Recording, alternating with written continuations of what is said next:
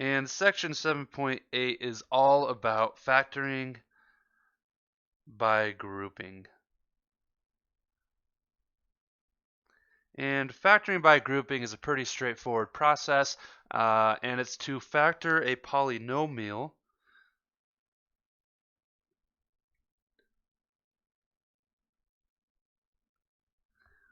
with 4 terms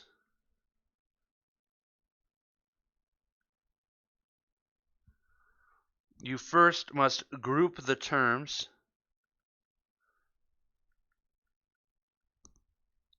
into different pairs. And then we're going to factor out the GCF in both.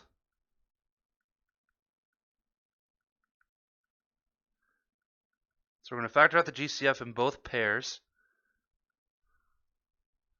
And then we're going to look and factor out the remaining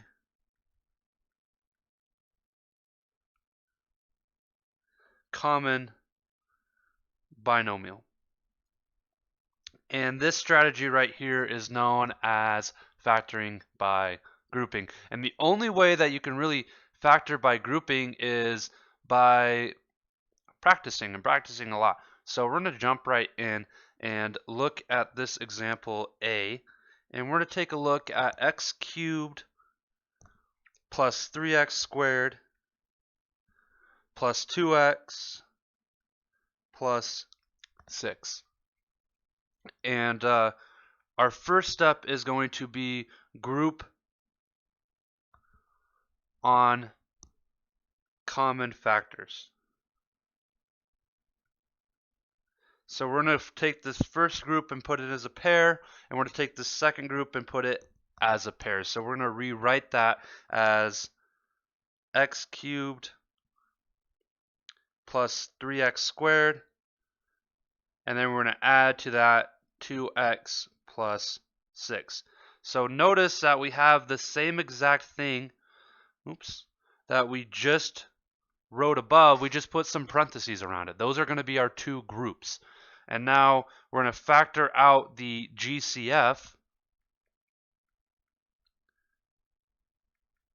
in both. So on an x cubed and a 3x squared, the biggest common factor between the two is going to be an x squared. And then if we factor out an x squared, we're going to have a single x left over there plus a 3. Because the x squared is coming out of the 3. Oops, how did Siri get activated? And then we took 2 of the x's out on the left side, so we're only left with 1 there. And then on our 2x and our 6, the biggest common factor there, well, that's just going to be a 2. Oops, and I forgot the plus sign right here. And then we're going to be left with, well, if we factor a 2 out of 2x, we just have an x left. And if we factor a 2 out of 6, we just have a 3 left. And now notice that we can rewrite this. I'm going to rewrite it a little prettier as x squared times by x plus 3 plus 2 times by x plus 3.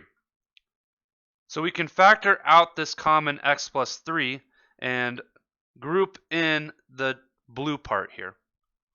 So we're going to group in the blue part and say this is equal to x squared plus 2 times by x plus 3.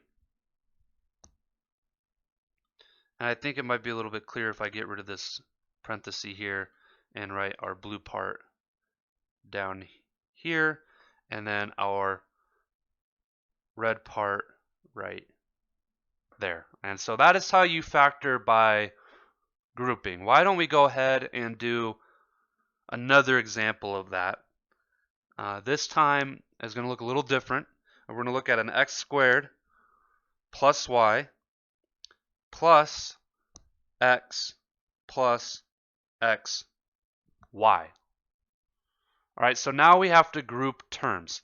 But if we just plop down parentheses anywhere, notice that if we plop our parentheses down like this,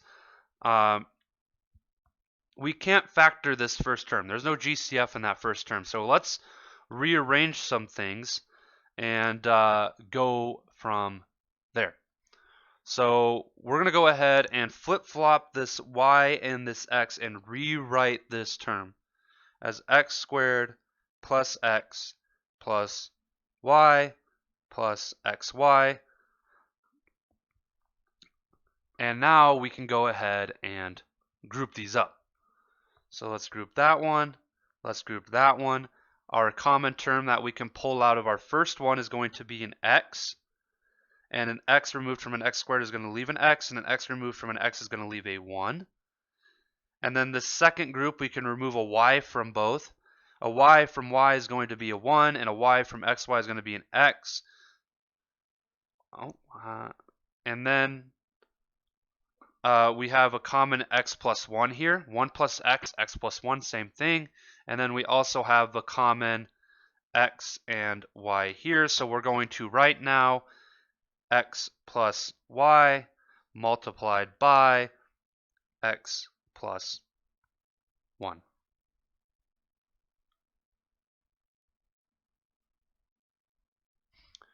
And so that is how you factor by grouping. And why don't we go ahead and just do one more as extra practice. We're going to take a look at an a cubed plus a 3a squared plus an a plus a 3. Going to plop down some parentheses. All right. This one doesn't have a factor, so why don't we rearrange to where we can get a common factor there? Let me think. No, we don't need to have a common factor here, so watch this. All right, there's a common factor here on this first one of an a squared. So let's pull out that a squared. And we're going to be left with an a squared out of an a cubed is going to be an a, and an a squared out of a 3a squared is going to be a 3. And then we're going to plus, I'm going to put a 1 in front here, multiplied by a plus 3. This 1 doesn't do anything because 1 multiplied through that is going to result in the same. So now we have a common a plus 3 here. And then on the outside, we have an a squared and a 1. So let's write that as an a squared plus a 1. And multiply that by the quantity a plus 3.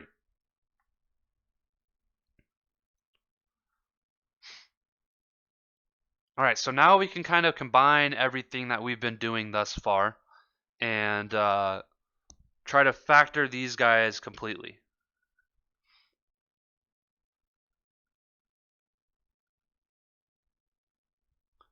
All right, so our first one we're going to try to factor is 3x cubed plus 6x squared minus 18x. Notice that each one of these has an x with it. How did that make a circle? An x with it, and it also has a number that is divisible by 3. So let's pull out a 3x in front of all of this. If you take a 3x out of 3x cubed, you're going to be left with an x squared. A 3x out of 6x squared, you're going to be left with just a 2 and an x. And a 3x out of a negative 18x, you're just going to be left with a negative 6.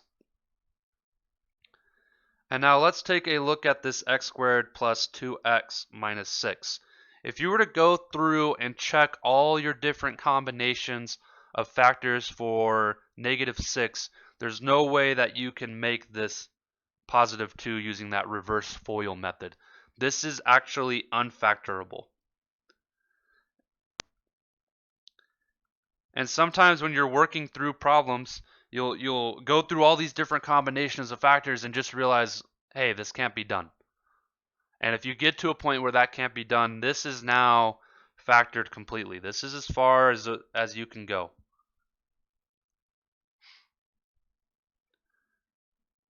And honestly, it's really frustrating when you get something like that because sometimes you just like, I really want this to factor, and it doesn't. Now let's take a look at 7x to the 4th minus 28x squared. Notice that both of these can be divisible by 7. and these both can be divisible by an x squared. So let's pull out a 7x squared in the front. If we take out a 7x squared from 7x to the fourth, we're just going to be left with an x squared. And if we take out a 7x squared from 28x squared, we're going to be left with a negative 4. And this x squared minus 4 can factor down further to an x minus 2 multiplied by an x plus 2. This is the difference. Is that the difference of two squares? See, now I'm I'm questioning myself. It's been a little bit. Those all have, specific names, but yes, that's the difference of two squares.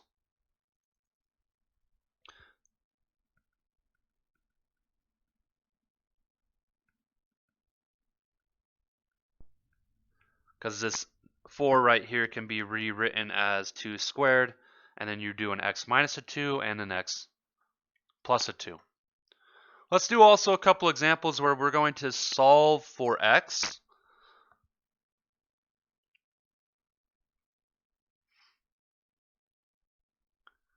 All right, so if I give you, sorry I took a pause there, I thought I was going to have to sneeze. If I give you a 2x cubed plus 8x squared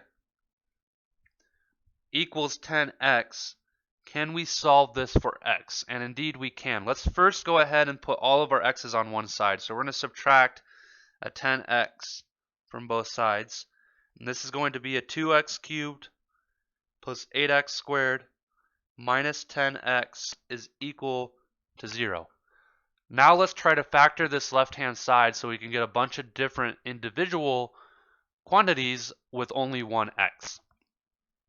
So first notice that each one of these can be divisible by a 2. The 0 can as well. And each one of these can be divisible by an x. So let's divide out a common term of a 2x on the left-hand side. And this is going to be left with an x squared. 8x squared divided by 2x is going to be a 4x. And then negative 10x divided by 2x is going to be a negative 5. And that's going to be equal to the quantity 0. Now we have to go ahead and factor this guy in the parentheses. So why don't we go ahead and list out the different combinations of factors of a negative 5. So we can have a 1 and a negative 5, or we can have a 5 and a negative 1. And if we add these together, 1 plus a negative 5 is going to equal a negative 4. And a positive 5 minus a 1 is going to equal a positive 4. So we want this one down below. So this is going to factor into a 2x times by an x plus 5 multiplied by an x minus 1 is equal to 0. Now let's take each one of these individual terms with only a single x, set it equal to 0, and solve. So we're going to take a 2x equal to 0. We're going to take an x plus 5 is equal to 0, and we're also going to take an x minus 1 is equal to 0. On this first one, we just need to divide 2 on both sides to get x is equal to 0. This second one, we're going to subtract 5 from both sides to get x is equal to a negative 5.